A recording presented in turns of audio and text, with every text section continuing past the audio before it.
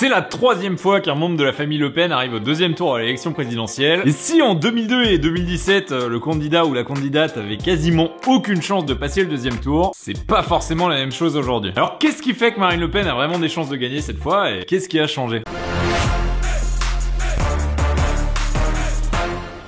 Petit point d'attention au début, le but de la vidéo c'est ni d'encenser ni de pourrir un candidat en particulier. On va juste parler de factuel et de la remontada que Marine Le Pen a fait dans les sondages avant le premier tour. Essayer de donner quelques clés de compréhension pour appréhender ce qui se passe politiquement aujourd'hui. Et aussi, pourquoi ça se passe, en s'appuyant sur des sources factuelles. Et en essayant de pas trop dépasser les 5 minutes. Allez, c'est parti. Avant de rentrer dans le dur, un petit aparté pour savoir de quoi on parle. Marine Le Pen, c'est la fille de Jean-Marie Le Pen qui lui-même a été 5 fois candidat à l'élection présidentielle entre 1974 et 2007. Et il a créé la surprise en 2002 en se qualifiant au second tour contre Jacques Chirac. Et c'est en 2011 qu'il a légué à Marine Le Pen, sa fille, son poste de président du Front National, et depuis, c'est elle qui a repris les rênes du parti. Et le FN, ça a toujours été considéré comme étant un parti d'extrême droite. Et dans son histoire, ça a été considéré par la majorité des gens comme étant un parti avec une tendance un peu facho, nationaliste, voire nazi. Et les positions un petit peu vénères de Jean-Marie Le Pen vis-à-vis de l'immigration notamment, et particulièrement des maghrébins et des musulmans au global, ça a pas vraiment aidé à rendre le parti socialement acceptable à l'époque. Donc à chaque élection où il était présent, il y a eu ce qui s'appelle un front républicain qui s'est créé pour lui faire barrage. Un front républicain, c'est un appel massif au vote contre cette personne de à peu près tous les autres partis. Et donc l'extrême droite avait techniquement aucune chance d'accéder à la présidence. Et ça, c'était à l'époque où le FN était considéré par le reste du monde comme étant un parti un peu diabolique et donc pas vraiment apte à gouverner un pays comme la France. Sauf que depuis que Marine Le Pen est à la tête de ce parti, il y a eu quand même des gros chamboulements sur cette image. Déjà en 2018, le nom du parti a été changé en passant de Front National à Rassemblement National. Ça paraît tout con comme ça, mais en termes d'opinion publique, le mot rassemblement, ça donne une idée vachement plus fédératrice que le mot front qui dit on va affronter le système politique actuel parce qu'on l'aime pas. Et en termes de discours, ça c'est vraiment pas négligeable. Si on passe ce genre de détails, on va se recentrer sur un événement qui a quand même tout changé dans le paysage politique de l'extrême droite, c'est qu'il y a eu un deuxième candidat très vocal et qui avait des grosses intentions de vote. Ah, tu l'as deviné, on parle de Zemzem, Éric Zemmour. Ouais, parce que d'autres candidats d'extrême droite, il y en a toujours eu, que ce soit Philippe de Villiers, Dupont-Aignan, etc.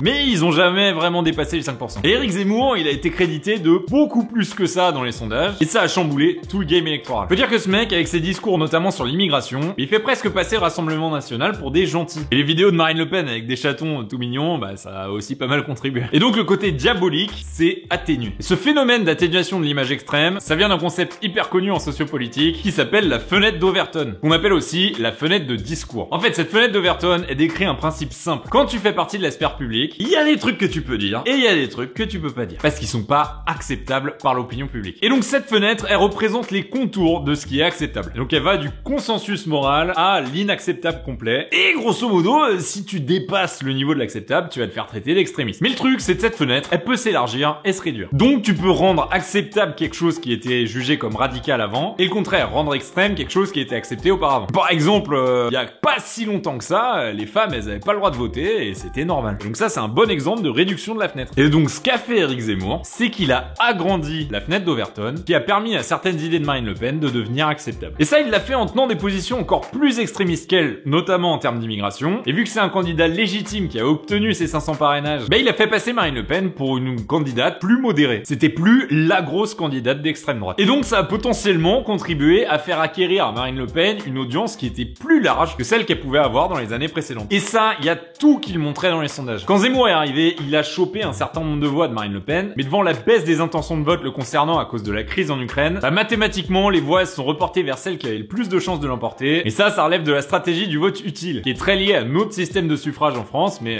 ça, c'est un autre sujet dont on peut parler dans une autre vidéo. Et au-delà de ça, sans partir dans la suranalyse, on peut observer quelques autres signaux un peu faciles à regarder. Il y a un observatoire de l'image du Front National, qui s'appelle maintenant Rassemblement National, qui existe depuis 1986 et qui observe l'image de ce parti-là depuis sa création. Et donc, depuis la défaite de Marine Le Pen en 2017, on se rend vite compte que le seul truc qui change dans l'image de Marine Le Pen par rapport à ses électeurs, c'est pas sa capacité à gouverner. Et c'est pas non plus sa capacité à prendre de bonnes décisions vis-à-vis de la politique française. Les seules choses qui ont progressé depuis 2017, c'est qu'on la considère plus chaleureuse, sympathique, honnête et qui inspire confiance. Et par contre, les autres critères sont à peu près en recul. Et donc là, on touche à un autre phénomène hyper impactant du suffrage universel direct, c'est c'est que les gens, ils votent très souvent à la tronche. Bah ouais, tu vas voter au charisme, à la sympathie du personnage, et c'est notamment le charisme qui a fait gagner Donald Trump à la surprise générale aux États-Unis. Mais alors, est-ce qu'elle pourrait vraiment passer le second tour cette fois? Bah en réalité, entre les reports des voix des électeurs d'Éric Zemmour et l'éclatement complet des partis historiques, là on peut enterrer le Parti Socialiste et les Républicains vu leur score, bah quand tu sais qu'une partie des électeurs hésitait entre Zemmour, Le Pen et Mélenchon, bah ouais, même si Mélenchon est considéré à l'autre extrême du spectre politique, bah mine de rien, c'est pas du tout impossible que cette fois, elle passe. Et ça, c'est sans même parler du bilan du président sortant Emmanuel Macron, qui est loin de faire consensus même dans son électorat à lui. Et donc ça, c'est une situation qui est complètement nouvelle dans le paysage politique de ces dernières décennies. Comme d'autres raisons à cette évolution, on aurait pu citer par exemple un gap générationnel de gens qui vont voter pour la première fois et qui connaissaient pas Jean-Marie Le Pen, ou le prix mis dans les campagnes électorales et l'exposition médiatique donnée à certaines idées ou certains candidats qui jouent un rôle carrément déterminant. Et il y a aussi toujours l'incapacité de la gauche à fédérer dans une vraie primaire qui fait que les voix sont réparties ailleurs. Mais bon, vu qu'on n'est pas une chaîne spécialisée dans la politique, on va en rester là pour le moment. Et toi, t'en penses quoi? Tu dirais que c'est qui va passer au deuxième tour? N'hésite pas à donner ton avis en commentaire, même si je pense que ça peut être un peu compliqué